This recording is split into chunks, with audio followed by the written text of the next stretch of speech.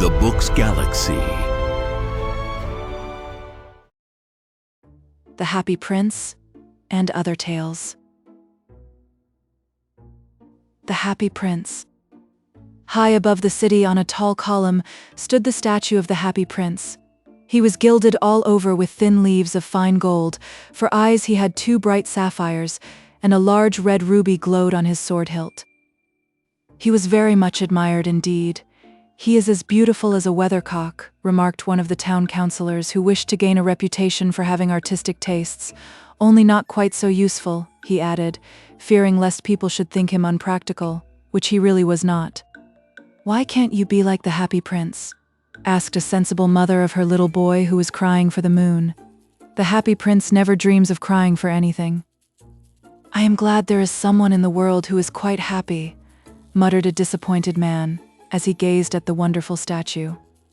"He looks just like an angel," said the charity children as they came out of the cathedral in their bright scarlet cloaks and their clean white pinafores. "How do you know?" said the mathematical master. "You have never seen one." "Ah, but we have in our dreams," answered the children, and the mathematical master frowned and looked very severe, for he did not approve of children dreaming. One night there flew over the city a little swallow. His friends had gone away to Egypt 6 weeks before, but he had stayed behind, for he was in love with the most beautiful reed.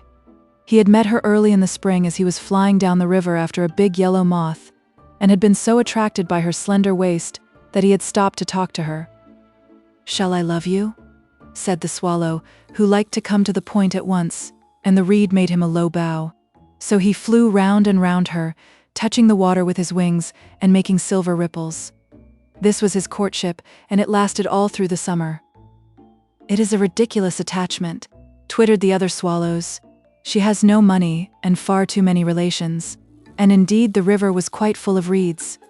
Then, when the autumn came, they all flew away. After they had gone, he felt lonely, and began to tire of his lady love. "She has no conversation," he said, "and I am afraid that she is a coquette, for she is always flirting with the wind. And certainly, whenever the wind blew, the reed made the most graceful curtsies. I admit that she is domestic," he continued, "but I love traveling, and my wife, consequently, should love traveling also. Will you come away with me?" he said finally to her. But the reed shook her head. She was so attached to her home. "You have been trifling with me," he cried. "I am off to the pyramids. Goodbye." And he flew away. All day long he flew, and at night time he arrived at the city. "Where shall I put up?" he said. "I hope the town has made preparations." Then he saw the statue on the tall column. "I will put up there," he cried. "It is a fine position with plenty of fresh air." So he alighted just between the feet of the Happy Prince. "I have a golden bedroom," he said softly to himself as he looked round, and he prepared to go to sleep, but just as he was putting his head under his wing, a large drop of water fell on him. "What a curious thing," he cried. "There is not a single cloud in the sky, the stars are quite clear and bright, and yet it is raining. The climate in the north of Europe is really dreadful." The reed used to like the rain, but that was merely her selfishness. Then another drop fell. "What is the use of a statue if it cannot keep the rain off?" he said. "I must look for a good chimney pot," and he determined to fly away. But before he had opened his wings, a third drop fell, and he looked up and saw, what did he see? The eyes of the Happy Prince were filled with tears, and tears were running down his golden cheeks. His face was so beautiful in the moonlight that the little swallow was filled with pity. "Who are you?" he said. "I am the Happy Prince." "Why are you weeping then?" asked the swallow. "You have quite drenched me." "When I was alive and had a human heart," answered the statue, "I did not know what tears were, for I lived in the palace of Sanssouci, where sorrow is not allowed to enter. In the daytime I played with my companions in the garden, and in the evening I led the dance in the great hall. Round the garden ran a very lofty wall, but I never cared to ask what lay beyond it. Everything about me was so beautiful. My courtiers called me the Happy Prince, and happy indeed I was if pleasure be happiness. So I lived and so I died." And now that I am dead, they have set me up here so high that I can see all the ugliness and all the misery of my city, and though my heart is made of lead, yet I cannot chose but weep. What? Is he not solid gold? Said the swallow to himself. He was too polite to make any personal remarks out loud. Far away, continued the statue in a low musical voice, far away in a little street there is a poor house. One of the windows is open, and through it I can see a woman seated at a table. Her face is thin and worn, and she has coarse red hands, all pricked by the needle, for she is a seamstress. She is embroidering passion flowers on a satin gown for the loveliest of the Queen's maids of honor to wear at the next court ball. In a bed in the corner of the room her little boy is lying ill. He has a fever and is asking for oranges. His mother has nothing to give him but river water, so he is crying. "Swallow, swallow, little swallow, will you not bring her the ruby out of my sword hilt? My feet are fastened to this pedestal and I cannot move." "I am waited for in Egypt," said the swallow. "My friends are flying up and down the Nile and talking to the large lotus flowers. Soon they will go to sleep in the tomb of the great king. The king is there himself in his painted coffin. He is wrapped in yellow linen and embalmed with spices. Round his neck is a chain of pale green jade, and his hands are like withered leaves." "Swallow, swallow, little swallow," said the prince, "will you not stay with me for one night and be my messenger? The boy is so thirsty and the mother so sad." "I don't think I like boys," answered the swallow. "Last summer when I was staying on the river, there were 2 rude boys, the miller's sons, who were always throwing stones at me. They never hit me, of course. We swallows fly far too well for that, and besides I come of a family famous for its agility, but still it was a mark of disrespect." But the happy prince looked so sad that the little swallow was sorry. "It is very cold here," he said, "but I will stay with you for one night and be your messenger." "Thank you, little swallow," said the prince. So the swallow picked out the great ruby from the prince's sword and flew away with it in his beak over the roofs of the town. He passed by the cathedral tower where the white marble angels were sculptured. He passed by the palace and heard the sound of dancing. A beautiful girl came out on the balcony with her lover. "How wonderful the stars are," he said to her, "and how wonderful is the power of love." "I hope my dress will be ready in time for the state ball," she answered. "I have ordered passion flowers to be embroidered on it, but the seamstresses are so lazy." He passed over the river and saw the lanterns hanging to the masts of the ships. He passed over the ghetto and saw the old Jews bargaining with each other and weighing out money in copper scales. At last he came to the poor house and looked in. The boy was tossing feverishly on his bed, and the mother had fallen asleep. She was so tired. In he hopped and laid the great ruby on the table beside the woman's thimble. Then he flew gently round the bed, fanning the boy's forehead with his wings. "How cool I feel," said the boy. "I must be getting better," and he sank into a delicious slumber.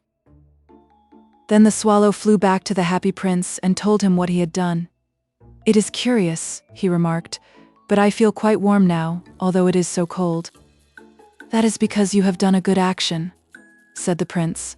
And the little swallow began to think, and then he fell asleep. Thinking always made him sleepy. When day broke, he flew down to the river and had a bath. "What a remarkable phenomenon," said the professor of ornithology as he was passing over the bridge. "A swallow in winter," and he wrote a long letter about it to the local newspaper. Everyone quoted it. It was full of so many words that they could not understand. "Tonight I go to Egypt," said the swallow, and he was in high spirits at the prospect.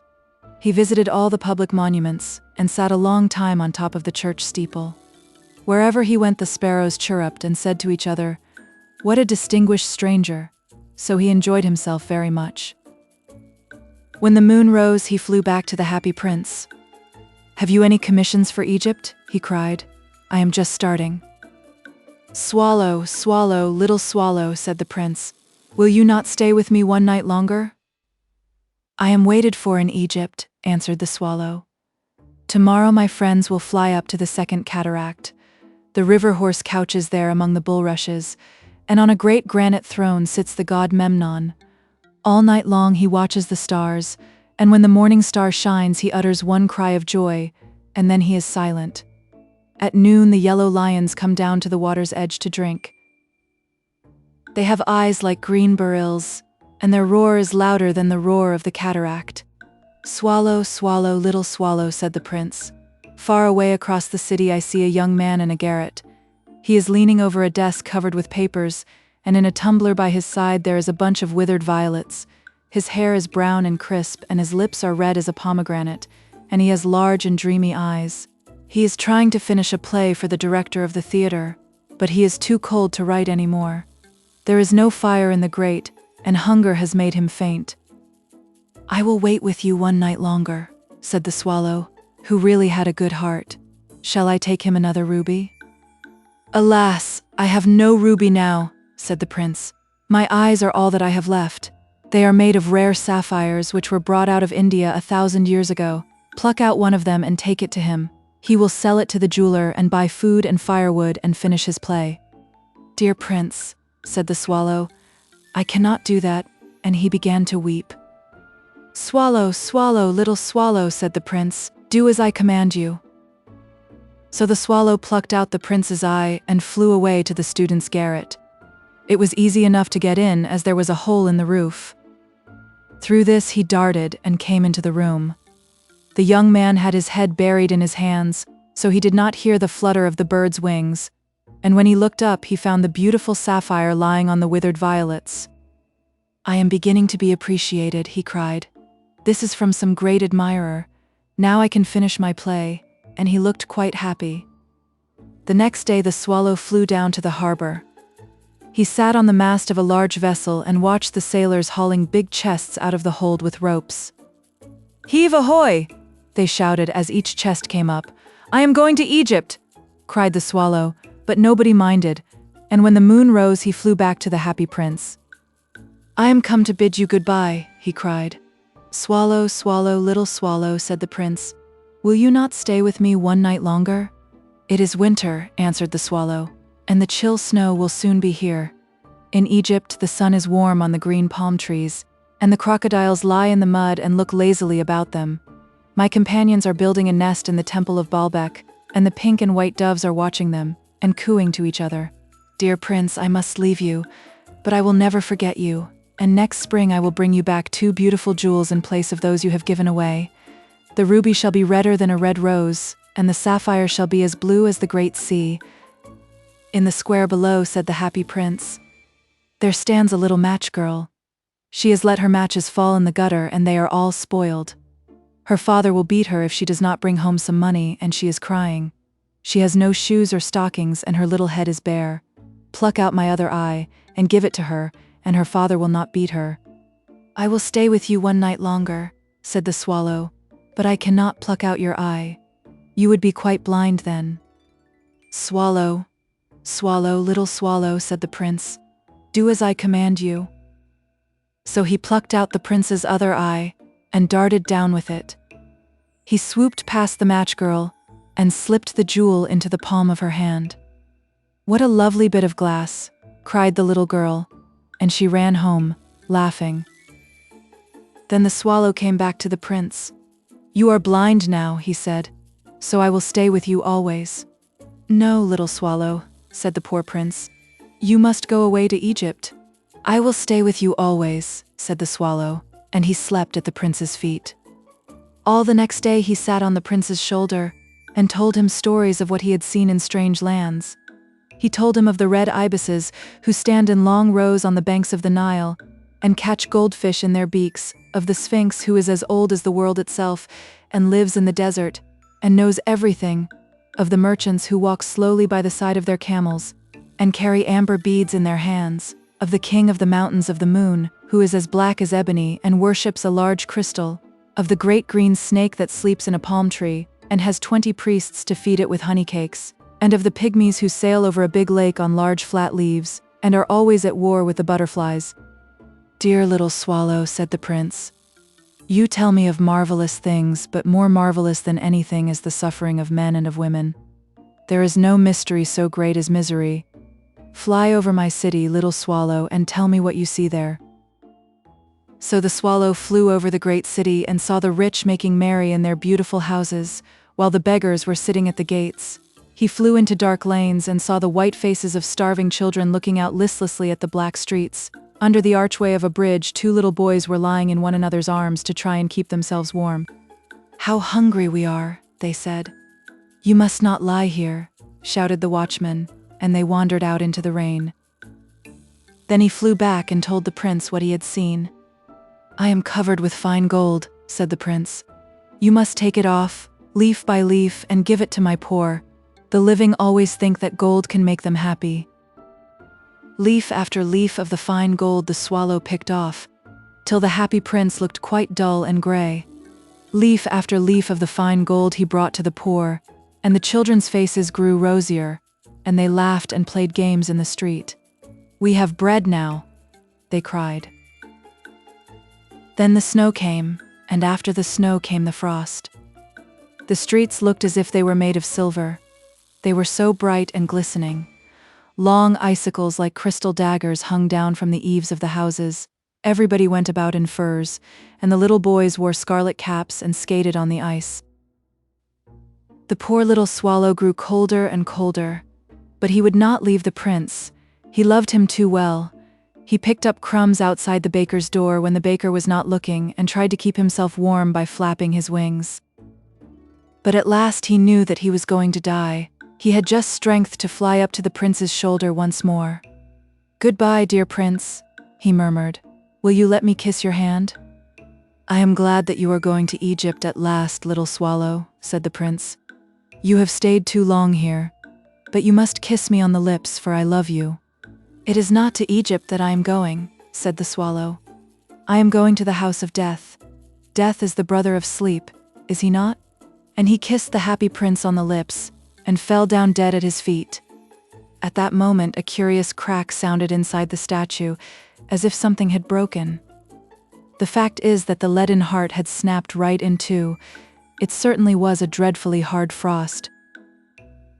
Early the next morning the mayor was walking in the square below in company with the town councillors. As they passed the column he looked up at the statue. "Dear me, how shabby the happy prince looks," he said. "How shabby indeed," cried the town councillors, who always agreed with the mayor, and they went up to look at it. "The ruby has fallen out of his sword, his eyes are gone, and he is golden no longer," said the mayor. "In fact, he is little better than a beggar." "Little better than a beggar," said the town councillors. "And here is actually a dead bird at his feet," continued the mayor. "We must really issue a proclamation that birds are not to be allowed to die here," and the town clerk made a note of the suggestion. So they pulled down the statue of the happy prince. "As he is no longer beautiful, he is no longer useful," said the art professor at the university. Then they melted the statue in a furnace, and the mayor held a meeting of the corporation to decide what was to be done with the metal. "We must have another statue, of course," he said, "and it shall be a statue of myself." "Of myself," said each of the town councillors, and they quarreled. When I last heard of them, they were quarreling still. "What a strange thing," said the overseer of the workmen at the foundry. "This broken lead heart will not melt in the furnace. We must throw it away." So they threw it on a dust heap where the dead swallow was also lying. "Bring me the two most precious things in the city," said God to one of his angels, and the angel brought him the leaden heart and the dead bird. "You have rightly chosen," said God, "for in my garden of paradise this little bird shall sing forevermore, and in my city of gold the happy prince shall praise me." The Nightingale and the Rose. "She said that she would dance with me if I brought her red roses," cried the young student, "but in all my garden there is no red rose." From her nest in the holm oak tree the nightingale heard him, and she looked out through the leaves and wondered.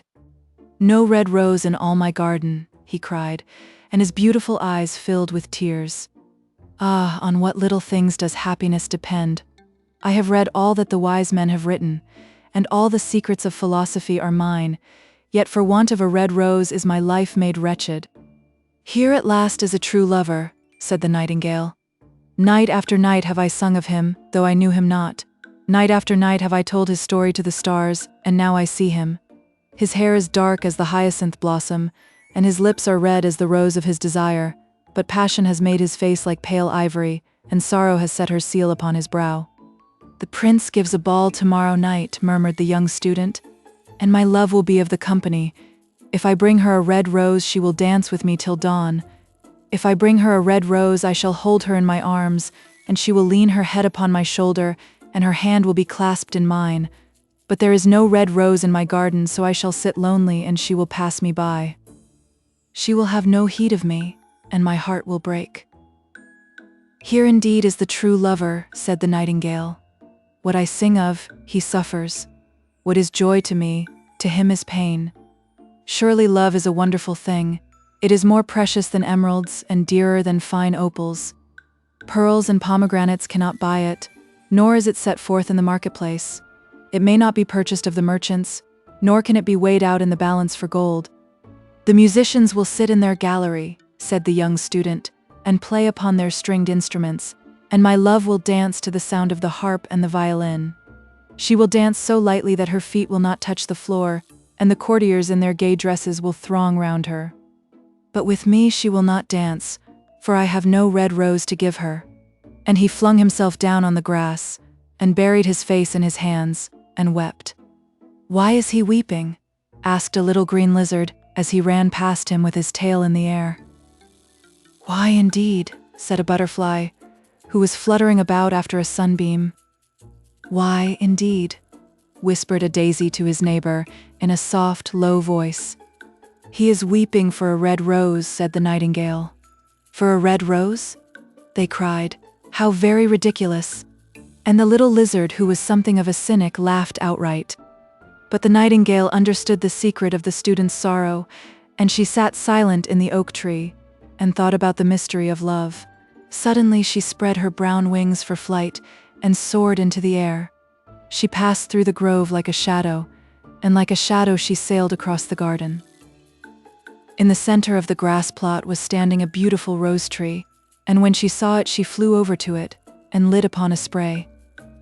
"Give me a red rose," she cried, "and I will sing you my sweetest song." But the tree shook its head. "My roses are white," it answered, "as white as the foam of the sea and whiter than the snow upon the mountain. But go to my brother who grows round the old sundial, and perhaps he will give you what you want." So the nightingale flew over to the rose tree that was growing round the old sundial. "Give me a red rose," she cried, "and I will sing you my sweetest song." But the tree shook its head. "My roses are yellow," it answered, "as yellow as the hair of the mermaiden who sits upon an amber throne, and yellower than the daffodil that blooms in the meadow before the mower comes with his scythe. But go to my brother who grows beneath the student's window, and perhaps he will give you what you want."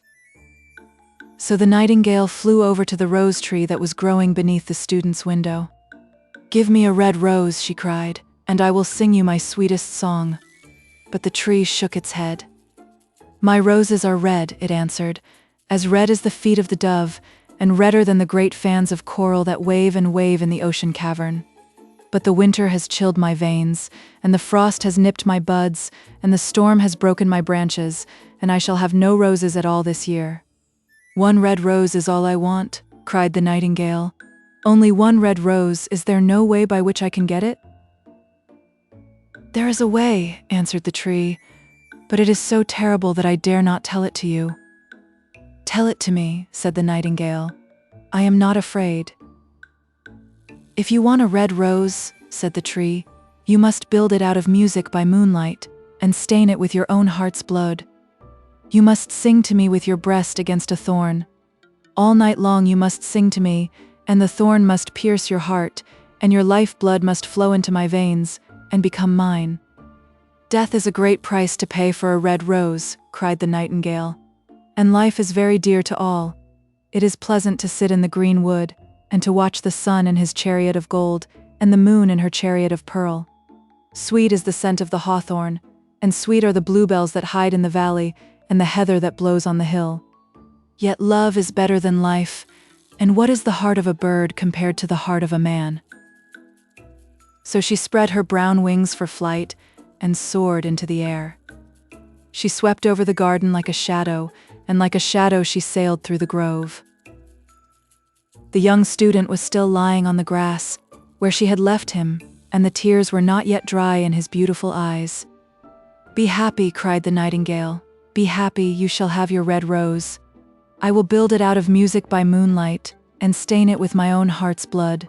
All that I ask of you in return is that you will be a true lover, for love is wiser than philosophy, though she is wise, and mightier than power, though he is mighty. Flame-colored are his wings, and colored like flame is his body. His lips are sweet as honey, and his breath is like frankincense."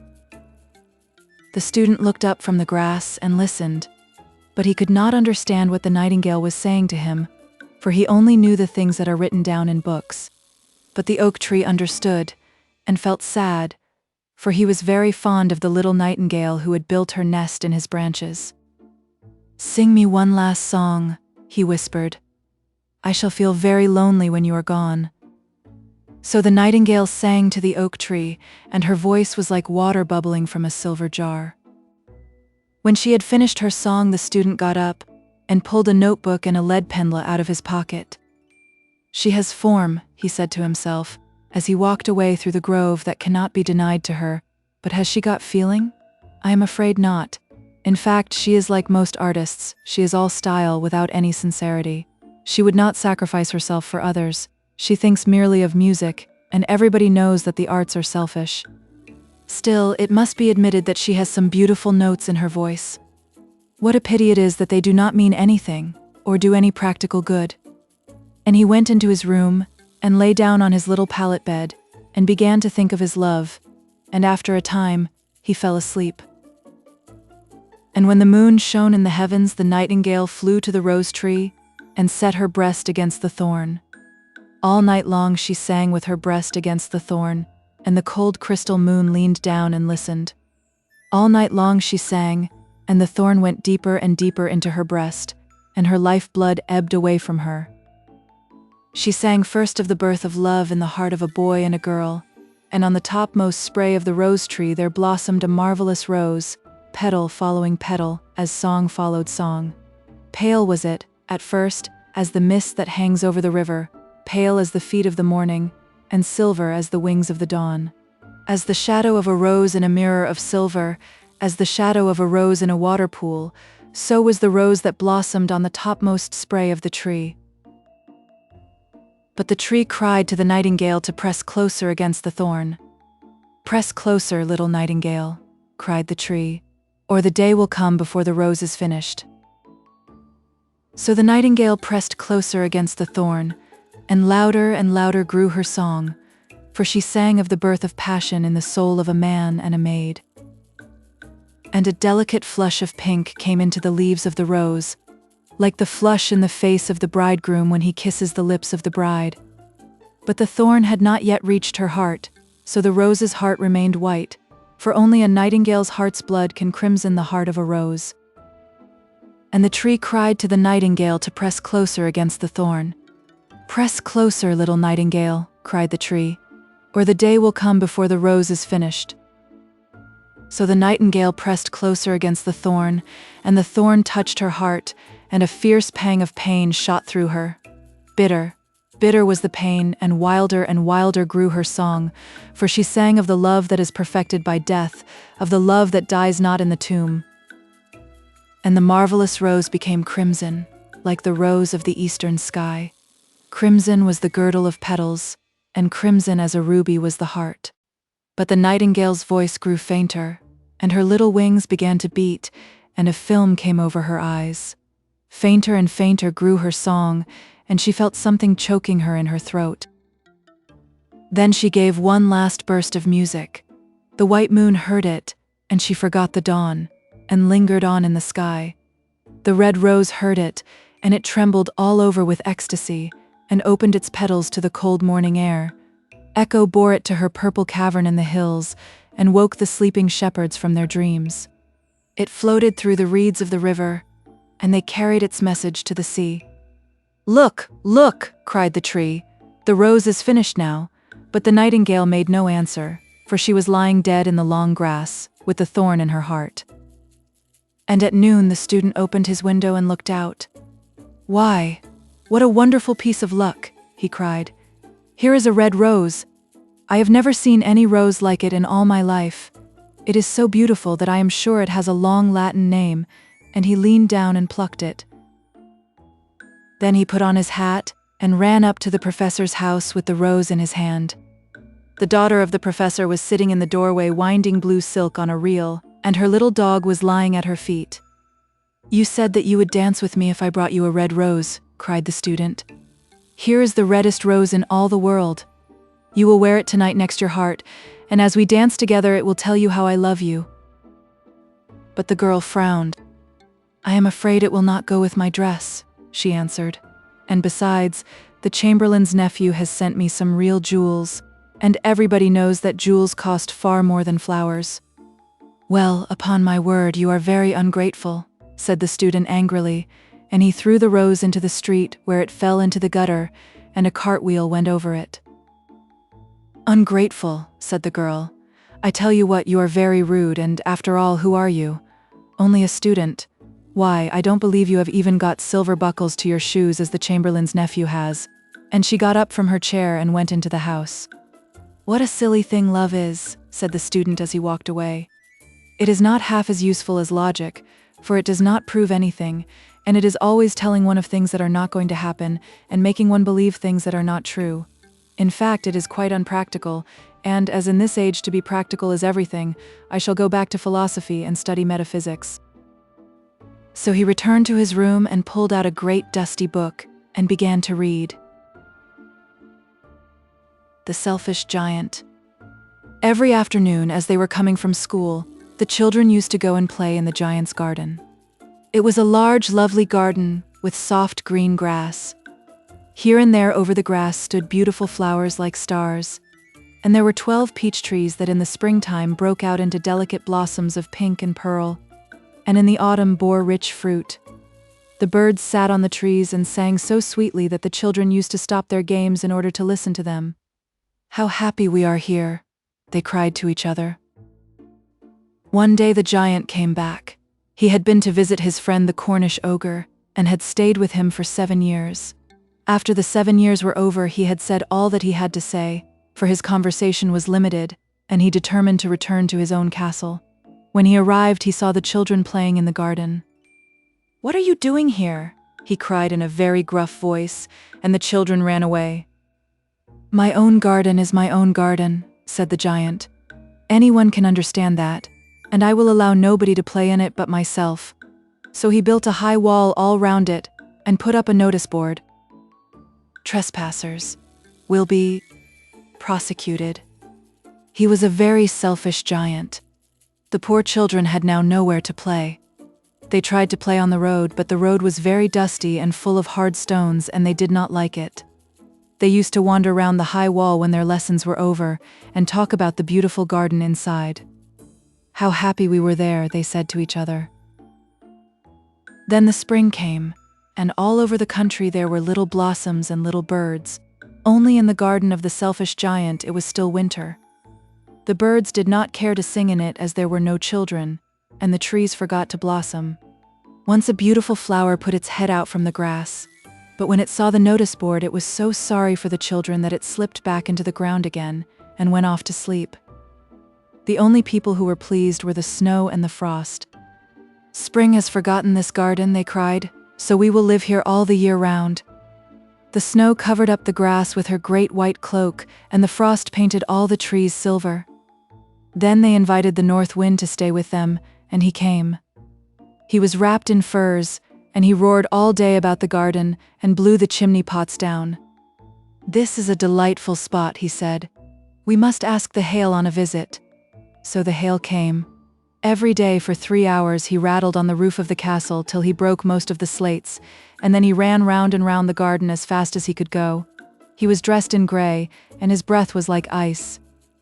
"I cannot understand why the spring is so late in coming," said the selfish giant, as he sat at the window and looked out at his cold white garden. "I hope there will be a change in the weather." But the spring never came, nor the summer. The autumn gave golden fruit to every garden, but to the giant's garden she gave none. "He is too selfish," she said. So it was always winter there, and the north wind, and the hail and the snow danced about through the trees. One morning the giant was lying awake in bed when he heard some lovely music. It sounded so sweet to his ears that he thought it must be the king's musicians passing by. It was really only a little linnet singing outside his window, but it was so long since he had heard a bird sing in his garden that it seemed to him to be the most beautiful music in the world. Then the hail stopped dancing over his head, and the north wind ceased roaring, and a delicious perfume came to him through the open casement. "I believe the spring has come at last," said the giant, and he jumped out of bed and looked out. What did he see? He saw a most wonderful sight. Through a little hole in the wall the children had crept in, and they were sitting in the branches of the trees. In every tree that he could see there was a little child, and the trees were so glad to have the children back again that they had covered themselves with blossoms and were waving their arms gently above the children's heads. The birds were flying about and twittering with delight, and the flowers were looking up through the green grass and laughing. It was a lovely scene, only in one corner it was still winter. It was the farthest corner of the garden, and in it was standing a little boy. He was so small that he could not reach up to the branches of the tree, and he was wandering all round it, crying bitterly. The poor tree was still quite covered with frost and snow, and the north wind was blowing and roaring above it. "Climb up, little boy," said the tree, and it bent its branches down as low as it could, but the boy was too tiny. And the giant's heart melted as he looked out. "How selfish I have been," he said. "Now I know why the spring would not come here. I will put that poor little boy on the top of the tree, and then I will knock down the wall, and my garden shall be the children's playground forever and ever." He was really very sorry for what he had done.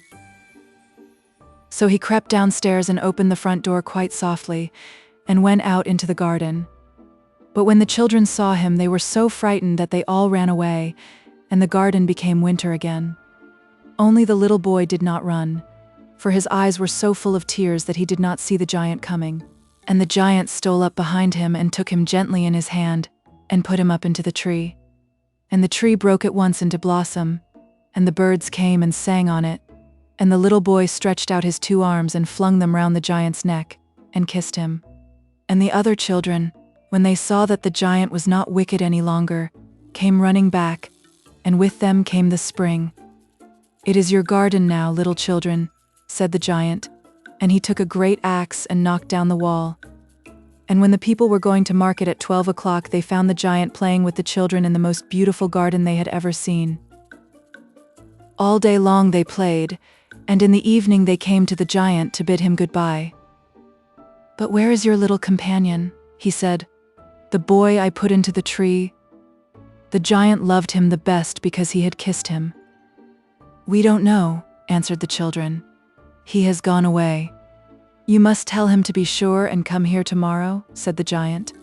But the children said that they did not know where he lived and had never seen him before, and the giant felt very sad. Every afternoon when school was over, the children came and played with the giant, but the little boy whom the giant loved was never seen again. The giant was very kind to all the children, yet he longed for his first little friend, and often spoke of him. "How I would like to see him," he used to say. Years went over, and the giant grew very old and feeble. He could not play about any more, so he sat in a huge armchair and watched the children at their games, and admired his garden. "I have many beautiful flowers," he said, "but the children are the most beautiful flowers of all." One winter morning he looked out of his window as he was dressing. He did not hate the winter now, for he knew that it was merely the spring asleep, and that the flowers were resting. Suddenly he rubbed his eyes in wonder, and looked and looked. It certainly was a marvelous sight. In the farthest corner of the garden was a tree quite covered with lovely white blossoms. Its branches were all golden, and silver fruit hung down from them, and underneath it stood the little boy he had loved. Downstairs ran the giant in great joy and out into the garden. He hastened across the grass and came near to the child. And when he came quite close, his face grew red with anger, and he said, "Who hath dared to wound thee?" For on the palms of the child's hands were the prints of 2 nails, and the prints of 2 nails were on the little feet. "Who hath dared to wound thee?" cried the giant. "Tell me, that I may take my big sword and slay him." "Nay," answered the child, "but these are the wounds of love." "Who art thou?" said the giant, and a strange awe fell on him, and he knelt before the little child. And the child smiled on the giant, and said to him, "You let me play once in your garden. Today you shall come with me to my garden, which is paradise." And when the children ran in that afternoon, they found the giant lying dead under the tree, all covered with white blossoms. The devoted friend. One morning the old water rat put his head out of his hole. He had bright beady eyes and stiff gray whiskers, and his tail was like a long bit of black India rubber. The little ducks were swimming about in the pond, looking just like a lot of yellow canaries, and their mother, who was pure white with real red legs, was trying to teach them how to stand on their heads in the water. "You will never be in the best society unless you can stand on your heads," she kept saying to them. And every now and then she showed them how it was done, but the little ducks paid no attention to her. They were so young that they did not know what an advantage it is to be in society at all. "What disobedient children!" cried the old water rat. "They really deserve to be drowned." "Nothing of the kind," answered the duck. "Everyone must make a beginning, and parents cannot be too patient."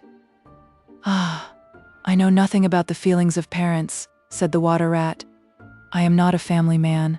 In fact, I have never been married, and I never intend to be. Love is all very well in its way, but friendship is much higher. Indeed, I know of nothing in the world that is either nobler or rarer than a devoted friendship." "And what, pray, is your idea of the duties of a devoted friend?" asked a green linnet, who was sitting in a willow tree hard by and had overheard the conversation. "Yes, that is just what I want to know," said the duck. And she swam away to the end of the pond and stood upon her head in order to give her children a good example. "What a silly question," cried the water rat. "I should expect my devoted friend to be devoted to me, of course." "And what would you do in return?" said the little bird, swinging upon a silver spray and flapping his tiny wings. "I don't understand you," answered the water rat. "Let me tell you a story on the subject," said the linnet. "Is the story about me?" asked the water rat. "If so, I will listen to it, for I am extremely fond of fiction." "It is applicable to you," answered the linnet. And he flew down, and alighting upon the bank, he told the story of the devoted friend. "Once upon a time," said the linnet, "there was an honest little fellow named Hans." "Was he very distinguished?" asked the water rat. "No," answered the linnet. "I don't think he was distinguished at all, except for his kind heart and his funny round good-humored face. He lived in a tiny cottage all by himself, and every day he worked in his garden. In all the countryside there was no garden so lovely as his. Sweet William grew there, and gillyflowers and shepherd's purses and fair maids of France. There were damask roses and yellow roses, lilac crocuses, and gold, purple violets and white. Columbine and ladysmock, marjoram and wild basil, the cowslip and the flower de luce, the daffodil and the clove pink bloomed or blossomed in their proper order, as the months went by, one flower taking another flower's place, so that there were always beautiful things to look at, and pleasant odors to smell. Little Hans had a great many friends, but the most devoted friend of all was Big Hugh the miller. Indeed, so devoted was the rich miller to little Hans, that he would never go by his garden without leaning over the wall and plucking a large nosegay, or a handful of sweet herbs, or filling his pockets with plums and cherries if it was the fruit season. "Real friends should have everything in common," the miller used to say, and little Hans nodded and smiled and felt very proud of having a friend with such noble ideas. Sometimes, indeed, the neighbors thought it strange that the rich miller never gave little Hans anything in return, though he had 100 sacks of flour stored away in his mill, and 6 milch cows, and a large flock of woolly sheep. But Hans never troubled his head about these things, and nothing gave him greater pleasure than to listen to all the wonderful things the miller used to say about the unselfishness of true friendship.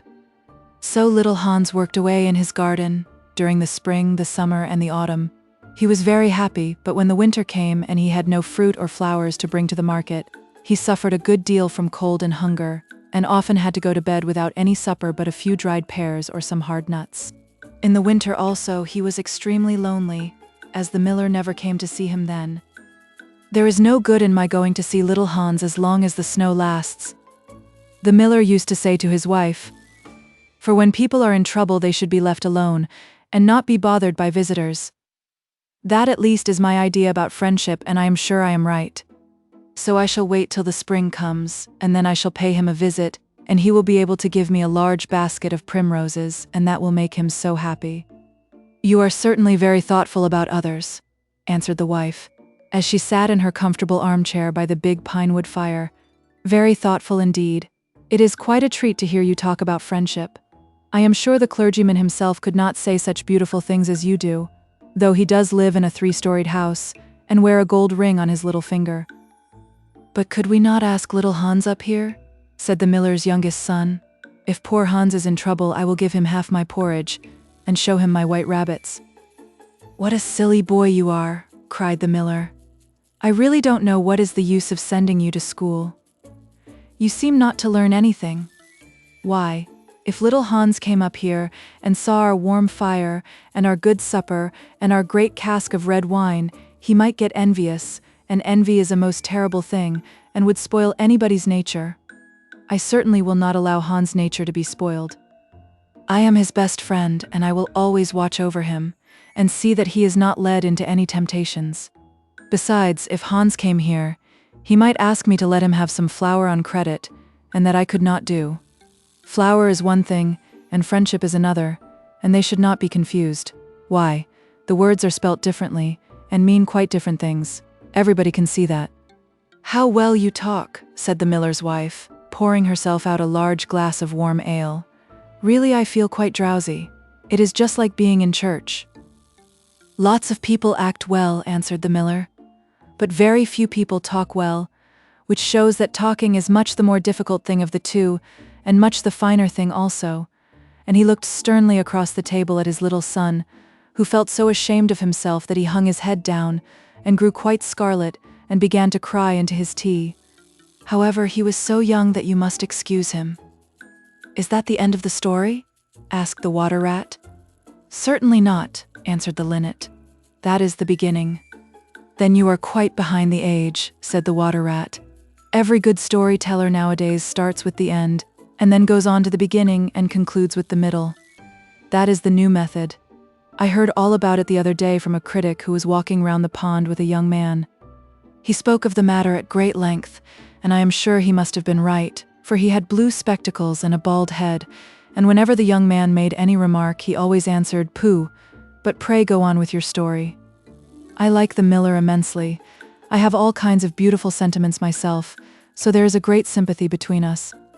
Well, said the linnet, hopping now on one leg and now on the other, as soon as the winter was over, and the primroses began to open their pale yellow stars, the miller said to his wife that he would go down and see little Hans. Why, what a good heart you have, cried his wife. You are always thinking of others, and mind you take the big basket with you for the flowers. So the miller tied the sails of the windmill together with a strong iron chain and went down the hill with the basket on his arm. Good morning, little Hans, said the miller.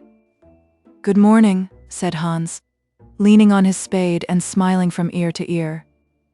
And how have you been all the winter? Said the miller. Well, really, cried Hans, it is very good of you to ask. Very good indeed. I am afraid I had rather a hard time of it, but now the spring has come, and I am quite happy, and all my flowers are doing well. We often talked of you during the winter, Hans, said the miller, and wondered how you were getting on. That was kind of you, said Hans. I was half afraid you had forgotten me. Hans, I am surprised at you, said the miller. Friendship never forgets. That is the wonderful thing about it, but I am afraid you don't understand the poetry of life. How lovely your primroses are looking, by the by. They are certainly very lovely, said Hans, and it is a most lucky thing for me that I have so many. I am going to bring them into the market and sell them to the burgomaster's daughter, and buy back my wheelbarrow with the money. Buy back your wheelbarrow? You don't mean to say you have sold it? What a very stupid thing to do. Well, the fact is, said Hans, that I was obliged to. You see, the winter was a very bad time for me, and I really had no money at all to buy bread with. So I first sold the silver buttons off my Sunday coat, and then I sold my silver chain, and then I sold my big pipe, and at last I sold my wheelbarrow. But I am going to buy them all back again now." "Hans," said the miller, "I will give you my wheelbarrow. It is not in very good repair indeed, one side is gone, and there is something wrong with the wheel spokes, but in spite of that I will give it to you. I know it is very generous of me, and a great many people would think me extremely foolish for parting with it, but I am not like the rest of the world. I think that generosity is the essence of friendship, and besides, I have got a new wheelbarrow for myself. Yes, you may set your mind at ease, I will give you my wheelbarrow." "Well, really, that is generous of you," said little Hans, and his funny round face glowed all over with pleasure. "I can easily put it in repair, as I have a plank of wood in the house." "A plank of wood," said the miller. "Why, that is just what I want for the roof of my barn. There is a very large hole in it, and the corn will all get damp if I don't stop it up. How lucky you mentioned it. It is quite remarkable how one good action always breeds another. I have given you my wheelbarrow, and now you are going to give me your plank. Of course, the wheelbarrow is worth far more than the plank, but true friendship never notices things like that. Pray get it at once, and I will set to work at my barn this very day." "Certainly," cried little Hans, and he ran into the shed and dragged the plank out. "It is not a very big plank," said the miller, looking at it, "and I am afraid that after I have mended my barn roof there won't be any left for you to mend the wheelbarrow with. But of course that is not my fault. And now, as I have given you my wheelbarrow, I am sure you would like to give me some flowers in return. Here is the basket, and mind you fill it quite full." "Quite full?" said little Hans, rather sorrowfully, for it was really a very big basket, and he knew that if he filled it he would have no flowers left for the market, and he was very anxious to get his silver buttons back. "Well, really," answered the miller, "as I have given you my wheelbarrow, I don't think that it is much to ask you for a few flowers. I may be wrong, but I should have thought that friendship, true friendship, was quite free from selfishness of any kind." "My dear friend, my best friend," cried little Hans, "you are welcome to all the flowers in my garden. I would much sooner have your good opinion than my silver buttons any day." And he ran and plucked all his pretty primroses and filled the miller's basket. "Goodbye, little Hans," said the miller, as he went up the hill with the plank on his shoulder and the big basket in his hand. "Goodbye," said little Hans, and he began to dig away quite merrily. He was so pleased about the wheelbarrow. The next day he was nailing up some honeysuckle against the porch when he heard the miller's voice calling to him from the road. So he jumped off the ladder and ran down the garden and looked over the wall. There was the miller with a large sack of flour on his back. "Dear little Hans," said the miller, "would you mind carrying this sack of flour for me to market?" "Oh, I am so sorry," said Hans, "but I am really very busy today. I have got all my creepers to nail up, and all my flowers to water, and all my grass to roll." "Well, really," said the miller, "I think that, considering that I'm going to give you my wheelbarrow, it is rather unfriendly of you to refuse." "Oh, don't say that," cried little Hans. "I wouldn't be unfriendly for the whole world," and he ran in for his cap and trudged off with the big sack on his shoulders. It was a very hot day, and the road was terribly dusty, and before Hans had reached the 6th milestone he was so tired that he had to sit down and rest. However, he went on bravely, and at last he reached the market. After he had waited there some time, he sold the sack of flour for a very good price, and then he returned home at once, for he was afraid that if he stopped too late, he might meet some robbers on the way. "It has certainly been a hard day," said little Hans to himself as he was going to bed, "but I am glad I did not refuse the miller, for he is my best friend and, besides, he is going to give me his wheelbarrow." Early the next morning the miller came down to get the money for his sack of flour, but little Hans was so tired that he was still in bed. "Upon my word," said the miller, "you are very lazy, really. Considering that I'm going to give you my wheelbarrow, I think you might work harder. Idleness is a great sin, and I certainly don't like any of my friends to be idle or sluggish. You must not mind my speaking quite plainly to you. Of course, I should not dream of doing so if I were not your friend. But what is the good of friendship if one cannot say exactly what one means?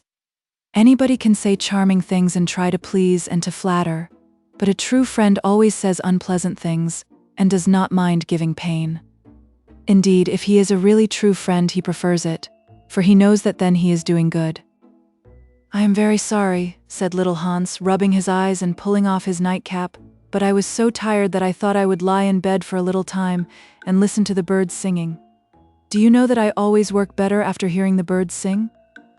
Well, I am glad of that, said the miller, clapping little Hans on the back, for I want you to come up to the mill as soon as you are dressed and mend my barn roof for me. Poor little Hans was very anxious to go and work in his garden, for his flowers had not been watered for 2 days, but he did not like to refuse the miller, as he was such a good friend to him. Do you think it would be unfriendly of me if I said I was busy? He inquired in a shy and timid voice. Well, really, answered the miller, I do not think it is much to ask of you, considering that I am going to give you my wheelbarrow, but of course if you refuse I will go and do it myself. Oh, on no account, cried little Hans, and he jumped out of bed and dressed himself and went up to the barn. He worked there all day long till sunset, and at sunset the miller came to see how he was getting on. Have you mended the hole in the roof yet, little Hans? Cried the miller in a cheery voice. It is quite mended, answered little Hans, coming down the ladder. Ah, said the miller, there is no work so delightful as the work one does for others. It is certainly a great privilege to hear you talk, answered little Hans, sitting down and wiping his forehead. A very great privilege, but I am afraid I shall never have such beautiful ideas as you have. Oh, they will come to you, said the miller, but you must take more pains at present. You have only the practice of friendship. Some day you will have the theory also. Do you really think I shall? Asked little Hans. I have no doubt of it, answered the miller.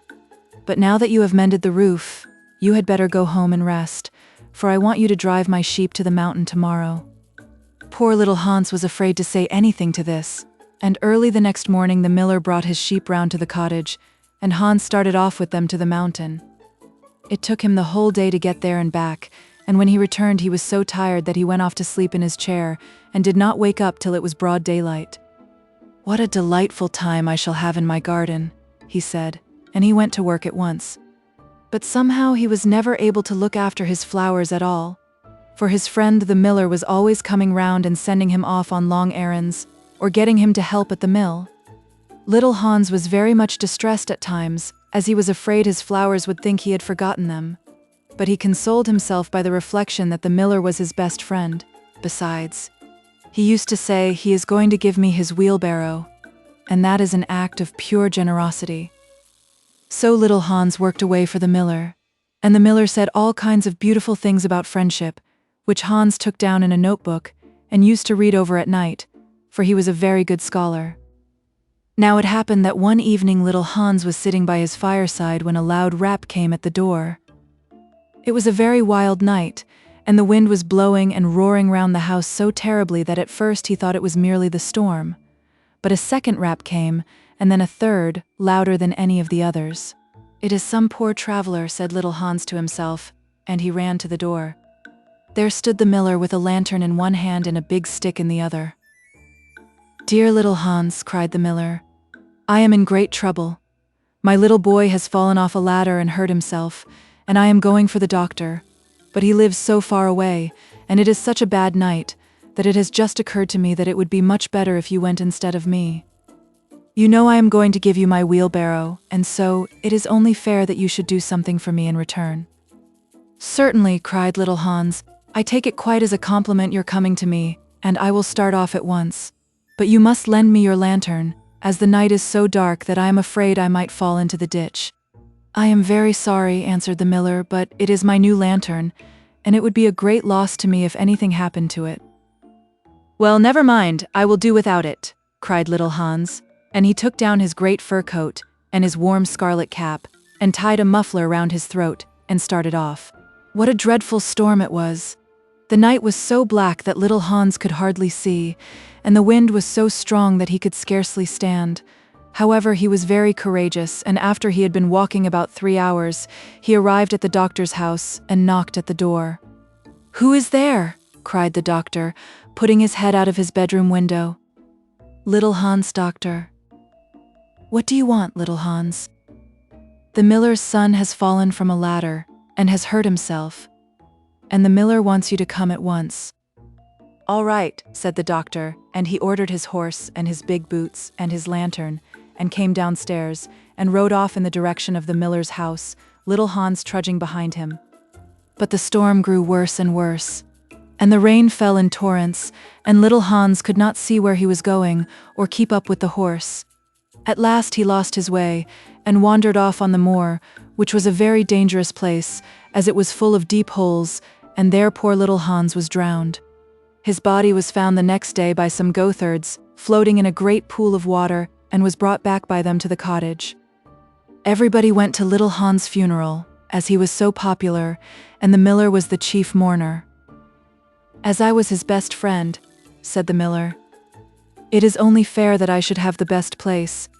So he walked at the head of the procession in a long black cloak, and every now and then he wiped his eyes with a big pocket handkerchief. "Little Hans is certainly a great loss to everyone," said the blacksmith, when the funeral was over, and they were all seated comfortably in the inn, drinking spiced wine and eating sweet cakes. "A great loss to me at any rate," answered the miller. "Why, I had as good as given him my wheelbarrow, and now I really don't know what to do with it. It is very much in my way at home, and it is in such bad repair that I could not get anything for it if I sold it. I will certainly take care not to give away anything again. One always suffers for being generous." "Well," said the water rat after a long pause.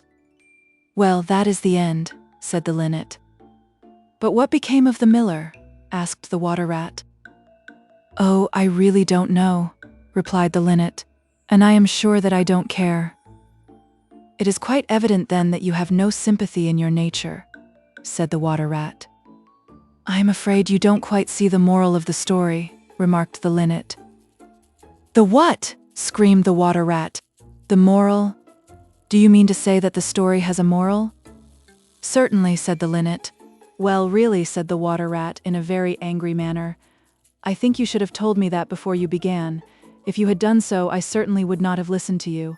In fact, I should have said pooh like the critic. However, I can say it now." So he shouted out pooh at the top of his voice, gave a whisk with his tail, and went back into his hole.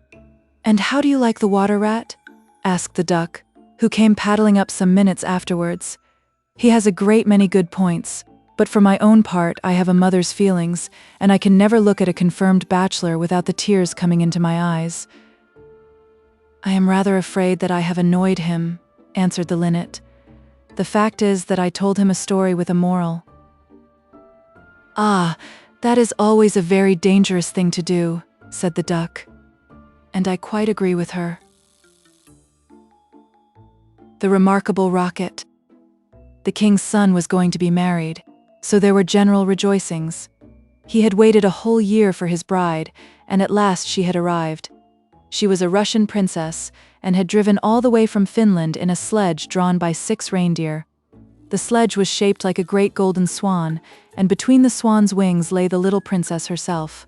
Her long ermine cloak reached right down to her feet, on her head was a tiny cap of silver tissue, and she was as pale as the snow palace in which she had always lived. So pale was she that as she drove through the streets all the people wondered. "She is like a white rose," they cried, and they threw down flowers on her from the balconies. At the gate of the castle the prince was waiting to receive her. He had dreamy violet eyes, and his hair was like fine gold. When he saw her he sank upon one knee and kissed her hand. "Your picture was beautiful," he murmured, "but you are more beautiful than your picture." And the little princess blushed. "She was like a white rose before," said a young page to his neighbor, "but she is like a red rose now," and the whole court was delighted. For the next 3 days everybody went about saying, "White rose, red rose, red rose, white rose," and the king gave orders that the page's salary was to be doubled. As he received no salary at all, this was not of much use to him, but it was considered a great honor, and was duly published in the court gazette. When the 3 days were over, the marriage was celebrated. It was a magnificent ceremony, and the bride and bridegroom walked hand in hand under a canopy of purple velvet embroidered with little pearls. Then there was a state banquet, which lasted for 5 hours. The prince and princess sat at the top of the great hall and drank out of a cup of clear crystal. Only true lovers could drink out of this cup, for if false lips touched it, it grew gray and dull and cloudy. "It's quite clear that they love each other," said the little page, as clear as crystal. And the king doubled his salary a second time. "What an honor!" cried all the courtiers. After the banquet there was to be a ball. The bride and bridegroom were to dance the rose dance together, and the king had promised to play the flute. He played very badly, but no one had ever dared to tell him so, because he was the king. Indeed, he knew only 2 airs and was never quite certain which one he was playing. But it made no matter, for whatever he did, everybody cried out, "Charming, charming." The last item on the program was a grand display of fireworks, to be let off exactly at midnight. The little princess had never seen a firework in her life, so the king had given orders that the royal pyrotechnist should be in attendance on the day of her marriage. "What are fireworks like?" she had asked the prince one morning, as she was walking on the terrace. "They are like the aurora borealis," said the king, who always answered questions that were addressed to other people, only much more natural. "I prefer them to stars myself, as you always know when they are going to appear, and they are as delightful as my own flute playing. You must certainly see them." So at the end of the king's garden a great stand had been set up, and as soon as the royal pyrotechnist had put everything in its proper place, the fireworks began to talk to each other. "The world is certainly very beautiful," cried a little squib. "Just look at those yellow tulips. Why, if they were real crackers they could not be lovelier. I am very glad I have traveled. Travel improves the mind wonderfully, and does away with all one's prejudices." "The king's garden is not the world, you foolish squib," said a big Roman candle. "The world is an enormous place, and it would take you 3 days to see it thoroughly." "Any place you love is the world to you," exclaimed a pensive Catherine Wheel, who had been attached to an old deal box in early life, and prided herself on her broken heart. "But love is not fashionable anymore. The poets have killed it. They wrote so much about it that nobody believed them, and I am not surprised. True love suffers, and is silent. I remember myself once, but it is no matter now. Romance is a thing of the past." "Nonsense," said the Roman candle. "Romance never dies. It is like the moon and lives forever. The bride and bridegroom, for instance, love each other very dearly. I heard all about them this morning from a brown paper cartridge, who happened to be staying in the same drawer as myself, and knew the latest court news." But the Catherine Wheel shook her head. "Romance is dead. Romance is dead. Romance is dead," she murmured. She was one of those people who think that, if you say the same thing over and over a great many times, it becomes true in the end. Suddenly, a sharp, dry cough was heard, and they all looked round. It came from a tall, supercilious-looking rocket, who was tied to the end of a long stick. He always coughed before he made any observation, so as to attract attention. Ahem," he said, and everybody listened except the poor Catherine Wheel, who was still shaking her head and murmuring, "Romance is dead." "Order, order," cried out a cracker. He was something of a politician, and had always taken a prominent part in the local elections, so he knew the proper parliamentary expressions to use. "Quite dead," whispered the Catherine Wheel, and she went off to sleep.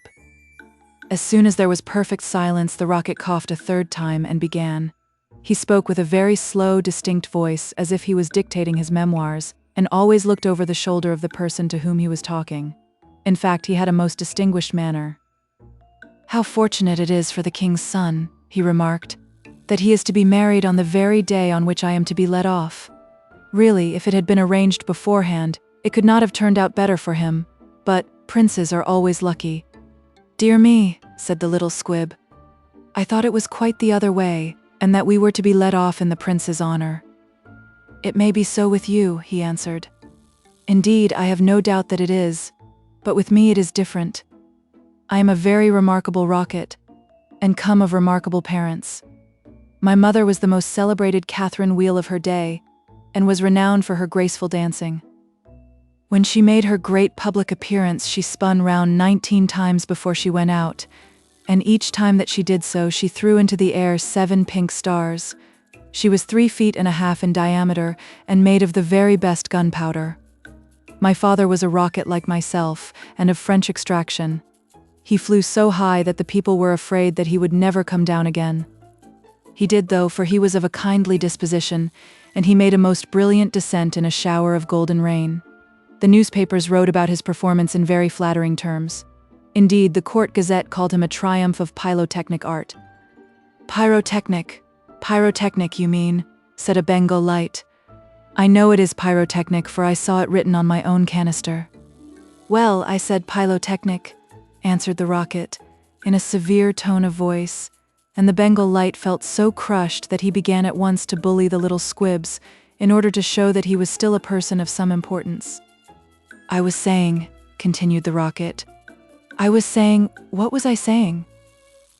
You were talking about yourself, replied the Roman candle. Of course, I knew I was discussing some interesting subject when I was so rudely interrupted. I hate rudeness and bad manners of every kind, for I am extremely sensitive. No one in the whole world is so sensitive as I am quite sure of that. What is a sensitive person? Said the cracker to the Roman candle. A person who, because he has corns himself, always treads on other people's toes, answered the Roman candle in a low whisper, and the cracker nearly exploded with laughter. Pray, what are you laughing at? Inquired the rocket. I am not laughing. I am laughing because I am happy, replied the cracker. That is a very selfish reason, said the rocket angrily. What right have you to be happy? You should be thinking about others. In fact, you should be thinking about me. I am always thinking about myself, and I expect everybody else to do the same. That is what is called sympathy. It is a beautiful virtue, and I possess it in a high degree. Suppose, for instance, anything happened to me tonight. What a misfortune that would be for everyone. The prince and princess would never be happy again. Their whole married life would be spoiled, and as for the king, I know he would not get over it. Really, when I begin to reflect on the importance of my position, I am almost moved to tears. If you want to give pleasure to others, cried the Roman candle, you had better keep yourself dry. Certainly, exclaimed the Bengal light, who was now in better spirits. That is only common sense. Common sense indeed, said the rocket indignantly. You forget that I am very uncommon and very remarkable. Why, anybody can have common sense, provided that they have no imagination. But I have imagination, for I never think of things as they really are. I always think of them as being quite different. As for keeping myself dry, there is evidently no one here who can at all appreciate an emotional nature. Fortunately for myself, I don't care. The only thing that sustains one through life is the consciousness of the immense inferiority of everybody else, and this is a feeling that I have always cultivated. But none of you have any hearts. Here you are laughing and making merry just as if the prince and princess had not just been married.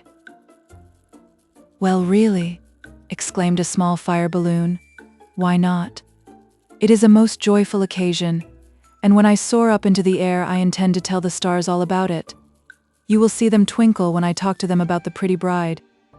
Ah, what a trivial view of life, said the rocket. But it is only what I expected. There is nothing in you. You are hollow and empty. Why, perhaps the prince and princess may go to live in a country where there is a deep river, and perhaps they may have one only son, a little fair-haired boy with violet eyes like the prince himself. And perhaps someday he may go out to walk with his nurse, and perhaps the nurse may go to sleep under a great elder tree, and perhaps the little boy may fall into the deep river and be drowned. What a terrible misfortune! Poor people, to lose their only son, it is really too dreadful. I shall never get over it. But they have not lost their only son, said the Roman candle. No misfortune has happened to them at all. I never said that they had, replied the rocket. I said that they might. If they had lost their only son, there would be no use in saying anything more about the matter. I hate people who cry over spilt milk. But when I think that they might lose their only son, I certainly am very much affected. You certainly are, cried the Bengal light. In fact, you are the most affected person I ever met. You are the rudest person I ever met, said the rocket. And you cannot understand my friendship for the prince. Why, you don't even know him, growled the Roman candle. I never said I knew him, answered the rocket. I dare say that if I knew him, I should not be his friend at all. It is a very dangerous thing to know one's friends. You had really better keep yourself dry, said the fire balloon. That is the important thing. Very important for you, I have no doubt, answered the rocket. But I shall weep if I choose. And he actually burst into real tears, which flowed down his stick like raindrops and nearly drowned two little beetles who were just thinking of setting up house together and were looking for a nice dry spot to live in. He must have a truly romantic nature, said the Catherine Wheel, for he weeps when there is nothing at all to weep about, and she heaved a deep sigh and thought about the deal box. But the Roman candle and the Bengal light were quite indignant and kept saying humbug, humbug at the top of their voices. They were extremely practical, and whenever they objected to anything they called it humbug. Then the moon rose like a wonderful silver shield, and the stars began to shine, and a sound of music came from the palace. The prince and princess were leading the dance. They danced so beautifully that the tall white lilies peeped in at the window and watched them, and the great red poppies nodded their heads and beat time. Then 10 o'clock struck, and then 11, and then 12, and at the last stroke of midnight everyone came out on the terrace, and the king sent for the royal pyrotechnist. "Let the fireworks begin," said the king, and the royal pyrotechnist made a low bow and marched down to the end of the garden. He had 6 attendants with him, each of whom carried a lighted torch at the end of a long pole.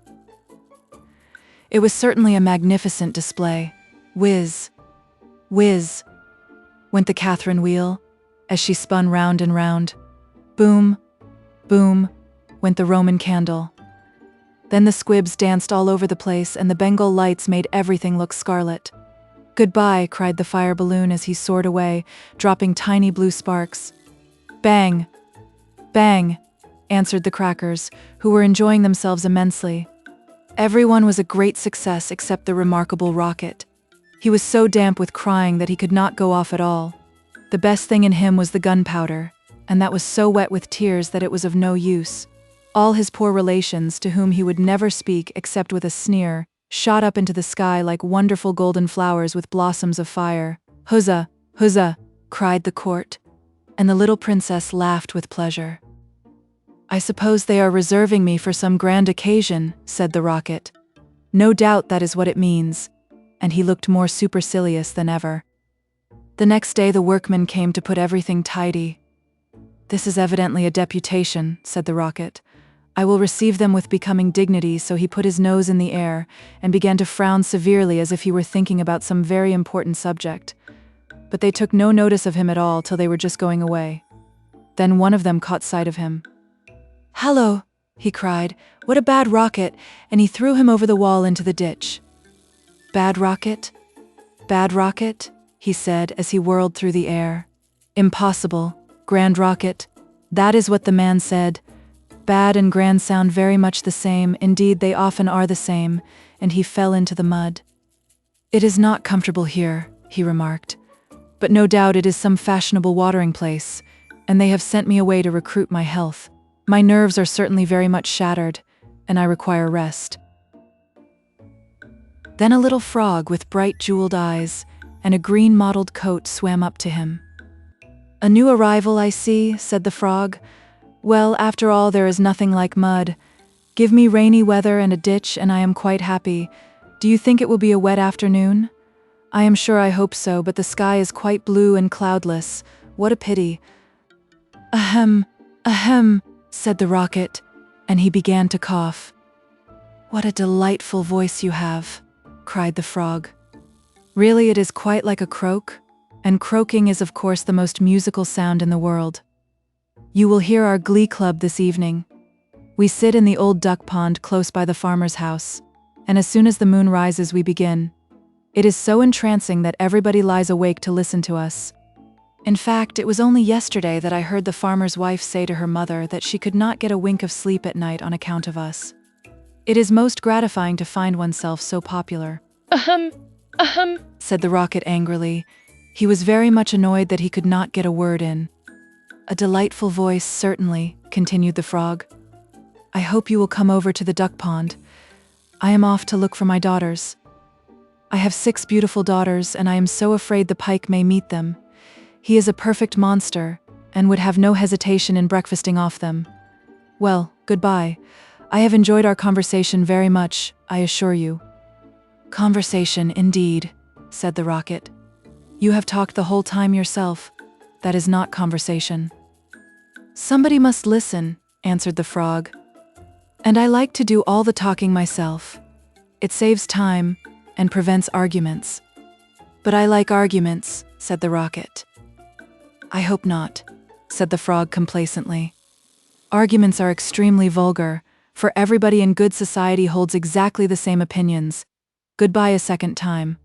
I see my daughters in the distance, and the little frog swam away. You are a very irritating person, said the rocket, and very ill-bred. I hate people who talk about themselves as you do, when one wants to talk about oneself as I do. It is what I call selfishness, and selfishness is a most detestable thing, especially to anyone of my temperament, for I am well known for my sympathetic nature. In fact, you should take example by me. You could not possibly have a better model. Now that you have the chance, you had better avail yourself of it, for I am going back to court almost immediately. I am a great favorite at court. In fact, the prince and princess were married yesterday in my honor. Of course you know nothing of these matters, for you are a provincial. There is no good talking to him, said a dragonfly who was sitting on the top of a large brown bulrush. No good at all, for he has gone away. Well, that is his loss, not mine, answered the rocket. I am not going to stop talking to him merely because he pays no attention. I like hearing myself talk. It is one of my greatest pleasures. I often have long conversations all by myself, and I am so clever that sometimes I don't understand a single word of what I am saying. Then you should certainly lecture on philosophy, said the dragonfly. And he spread a pair of lovely gauze wings and soared away into the sky. How very silly of him not to stay here, said the rocket. I am sure that he has not often got such a chance of improving his mind. However, I don't care a bit. Genius like mine is sure to be appreciated someday, and he sank down a little deeper into the mud. After some time, a large white duck swam up to him. She had yellow legs and webbed feet, and was considered a great beauty on account of her waddle. Quack, quack, quack, she said. What a curious shape you are. May I ask, were you born like that, or is it the result of an accident?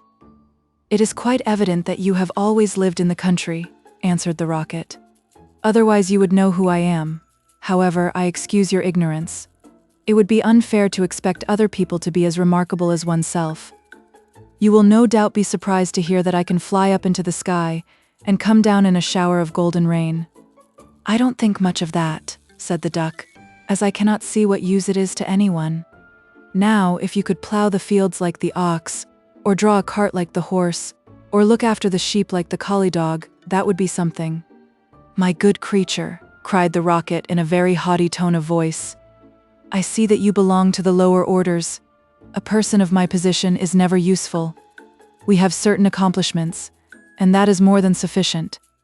I have no sympathy myself with industry of any kind, least of all with such industries as you seem to recommend. Indeed, I have always been of opinion that hard work is simply the refuge of people who have nothing whatever to do. Well, well, said the duck, who was of a very peaceable disposition and never quarreled with anyone. Everybody has different tastes. I hope at any rate that you are going to take up your residence here. Oh dear no, cried the rocket. I am merely a visitor, a distinguished visitor. The fact is that I find this place rather tedious. There is neither society here nor solitude. In fact, it is essentially suburban. I shall probably go back to court, for I know that I am destined to make a sensation in the world. I had thoughts of entering public life once myself, remarked the duck. There are so many things that need reforming.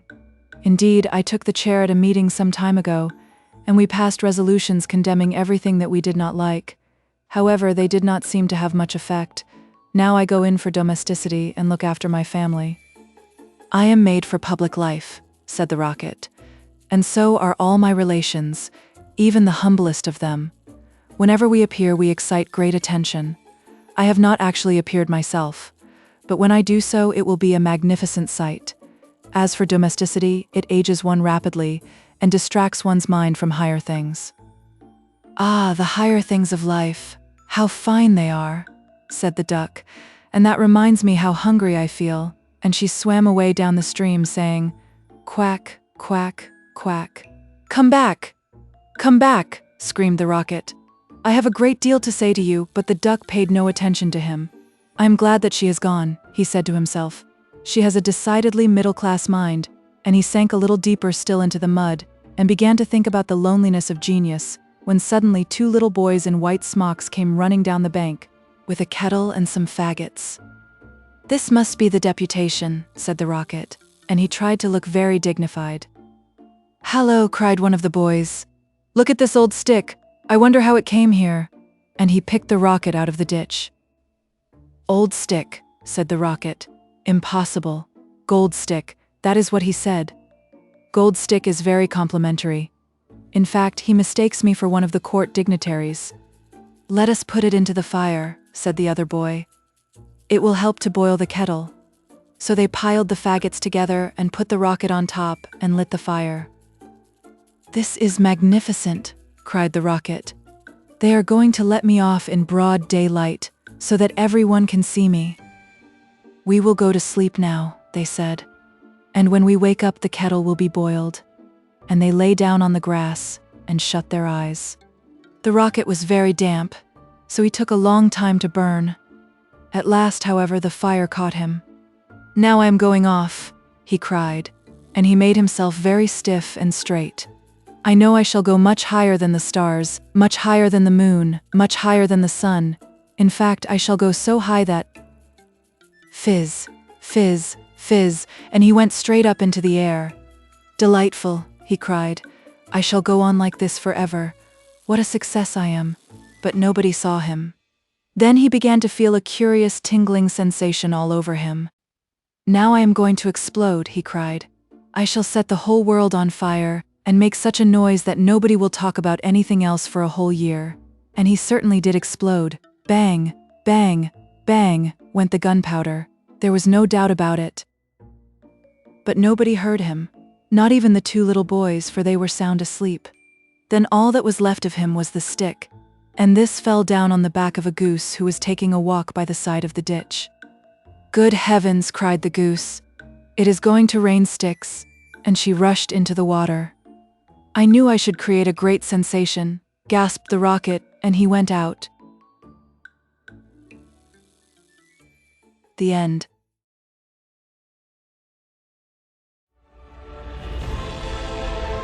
A whole galaxy to go.